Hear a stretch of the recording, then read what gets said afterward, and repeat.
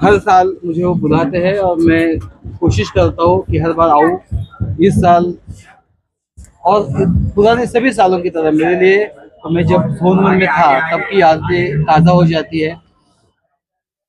जब भी मतलब 2012 से 2016 तक मैं यहाँ डीसी पे रहा हूँ, और इतने सालों बाद भी मोहम्मद रफी साहब और ये उनके तमाम साथी और याद करते हैं।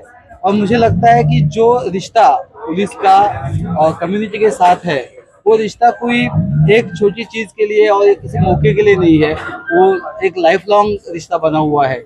और उस वजह से मेरे ख्याल से, क्योंकि रमजान सबसे पाक महीना माना जाता है, उसमें लोग रोजे करते हैं, लोग दुआएं करते हैं, और उसमें जब पूरा दिन का रोजा होने के बाद में इफ्तारी छोड़ते हैं, उस वक्त जब आप किसी मेहमान को बुला रहे हो तो अपनों को बुला रहे हो। और जब उसके लिए 10 बार फोन आते हैं तो हमें लगता है कि अपनों में मेरी गिनती हो रही है। और उस वजह से उस वक्त आने में एक बहुत खुशी होती है। जैसे आज उन्होंने कहा है कि रमजान के बाद, ईद के बाद कोई और प्रोग्राम होगा। उस प्रोग्राम में उन्होंने कुछ ख्वाहिश रखी हुई है कि नौजवानों से, स्टूडेंट से बात करने की। और मैं उस वक्त जरूर आऊँगा। उस वक्त पूरा टाइम दूंगा। जिस तरह की बातें वो एक्सपेक्ट करते हैं, ख्वाहिश उनकी है कि अच्छी बातें बोली जाए, अच्छी चीज़ों के बारे में बोला जाए। और वो 100% मैंने आज उनको प्रॉमिस किया है। और ये आज उनके साथ, इस कम्युनिटी के साथ, पूरे जे रहिए, डोगरे रहिए, इस पूरे कम्युनिटी के साथ नागपाड़ा मेरा बहुत सालों का पुराना रिश्ता है।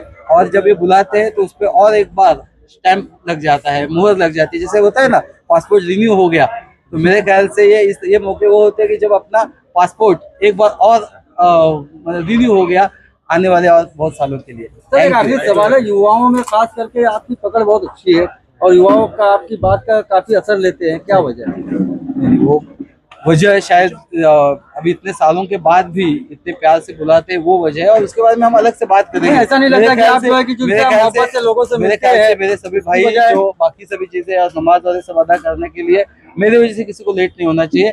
मैं अलग से आपसे और बात करूंगा। उस प्रोग्राम में आपको आना है, मैं पहले पूछूंगा आए क्या नहीं, और उसी वक्त में यहाँ पे आऊंगा। फाउंडेशन के फाउंडर भी है और नेशनल प्रेसिडेंट महमूद हकीमी जी, आज उन्होंने दावत इफ्तार रखा है। काफी लोग यहाँ पे आए, पॉलिटिशियन भी आए और यहाँ सरकारी लोग भी आए। एसआईडी के जॉइंट कमिश्नर डॉक्टर रविंद्र शिशवे जी भी आज यहाँ पर आए। सर, क्या कहेंगे, आज इतने बड़े पैमाने पे आपने जो ये प्रोग्राम रखा है, तो ये दावत इफ्तार है या लोगों से एक मिलने का भी एक बहाना है, लोगों की समस्याओं को जानने का है? आप एक सोशल वर्कर हैं। अस्सलाम वालेकुम। सबसे पहले तो जावेद साहब, आपका, आपकी न्यूज़ का शुक्रिया अदा करता हूं कि आप हमारे हर प्रोग्राम में आते हैं, अच्छा कवरेज देते हैं।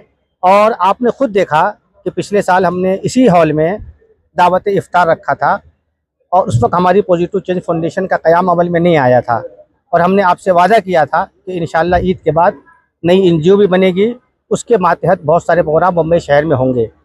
उसके बाद हमने पॉजिटिव चेंज फाउंडेशन के माध्यम से 2-3 प्रोग्राम किया और आज आपके नज़र के सामने हैं अवाम का जम्मे गफ़ीर, साउथ मुंबई के इतने करीम लोग, हर फील्ड के हर तबके के लोगों को हमने मदऊ किया था।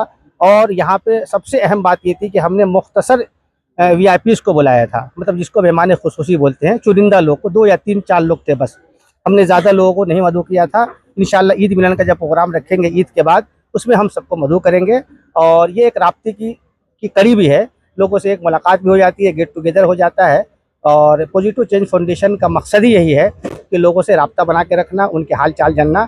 ईद मिलन का जो प्रोग्राम हम रखेंगे उसमें हम इंशाल्लाह सबको मदद करेंगे। जिस तरह से अभी आप बात कर रहे थे, आमदार अमीन पटेल जी थे, एसआईडी के जॉइंट कमिश्नर डॉक्टर रविंद्र शिशवे जी थे, आप कुछ स्कॉलरशिप को लेकर बात कर रहे थे। मैंने डॉक्टर रविंद्र शिशवे साहब जो जॉइंट कमिश्नर है महाराष्ट्र एसआईडी के, मैंने उनसे रिक्वेस्ट किया, चूँकि इस इलाके के नौजवानों का ख़ास तौर से जो साबु सिद्दीक कॉलेज है, रहीजा कॉलेज है, हिंदुजा कॉलेज है, वहाँ के जो तलबा हमारे साथ जुड़े हैं, लालाज कॉलेज है, उन लोगों का कहना ये है कि शिशवे साहब को आप प्रोग्राम में बुलाइए। हमने 2-3 साल पहले उनको बुलाया था, उनकी तकरीरों से नौजवानों में एक अच्छा मैसेज गया। तो हमने उनसे रिक्वेस्ट की है कि हमारा जो ईद के बाद प्रोग्राम होगा एजुकेशन का, उसमें आपको शरीक होना है। उसमें हम 400 बच्चों को मतलब स्कॉलरशिप देने का हमने प्रोग्राम बनाया है। वो बच्चे जो कम पैसों की वजह से तालीम हासिल नहीं कर पा रहे हैं, उनको हम स्कॉलरशिप देंगे। और अल्हम्दुलिल्लाह पॉजिटिव चेंज फाउंडेशन ने अभी इस साल से 16 गरीब बच्चों को मतलब गोद लेने का काम किया है, जिनके पूरे अखराजात पॉजिटिव चेंज फाउंडेशन बर्दाश्त करेगी। और ये इस काम के लिए मुझे सबसे ज़्यादा अगर किसी आदमी ने मुताज़ किया तो हज़रत मोइन मियाँ साहब ने। ये मोइन मियाँ साहब का ही हुक्म था कि हर साल 16 बच्चों को एडॉप्ट करो, 16 बच्चों को गोद लो, और इंशाल्लाह वो काम हमने शुरू भी कर दिया है। तो अभी आपने देखा कि हमारे साथ महमूद हकीमी जी थे, जिसके लिए ये जाने जाते हैं, आखिर इनकी ज़बान से निकल ही आया। और ये कोशिश बराबर करते हैं, इफ्तारी तो एक बहाना है सिर्फ लोगों को गेट टुगेदर, लोगों की समस्याएं जानने के लिए। ईद के बाद इन्होंने 400 बच्चों को स्कॉलरशिप देने का एक कोशिश की है और 16 बच्चों को इन्होंने गोद लिया है। और इसी के लिए जाने जानते हैं। ऐसा नहीं है कि महाराष्ट्र में, पूरे हिंदुस्तान के अंदर ये जाने जाते हैं अपने कामों के लिए। मेरे नज़र में तो सबसे अहम बात ये है कि हमारे दीन के अंदर मेहमान नवाजी और दावत का करना बहुत बड़ी सुन्नत है। और आज रमज़ान का मुबारक महीना है।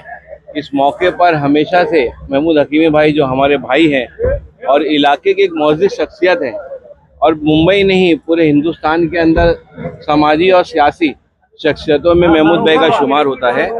पॉजिटिव चेंज फाउंडेशन उनकी एक अच्छी संस्था है जो इलाके के अंदर एजुकेशन, सोशल फील्ड के अंदर बेहतरीन काम करती है, जिसके रूए रवा महमूद हकीमी साहब हैं। और आज उन्होंने ये इफ्तार पार्टी ली। यहाँ इलाके के बहुत सारे नामचीन लोग भी यहाँ मौजूद रहे हैं और हम लोग भी यहाँ आए हैं और हमारा पूरा ग्रुप है। सैकड़ों लोग यहाँ पे नौजवान जमा होकर इफ्तारी किए हैं। उलमा कराम ने आलम इस्लाम की खैर और बरकत के लिए और सुकून के लिए दुआ की है। आपके न्यूज़ के माध्यम से मैं आप सभी व्यूवर्स पे कहना चाहता हूँ कि मोहब्बत, इखलाक और खुलूस ये दीन का पहला जीना है। उसको पकड़ के जो इंसान आगे बढ़ेगा वो आगे बढ़ता चला जाएगा। जय हिंद, जय महाराष्ट्र। समीर कुरैशी, धन्यवाद।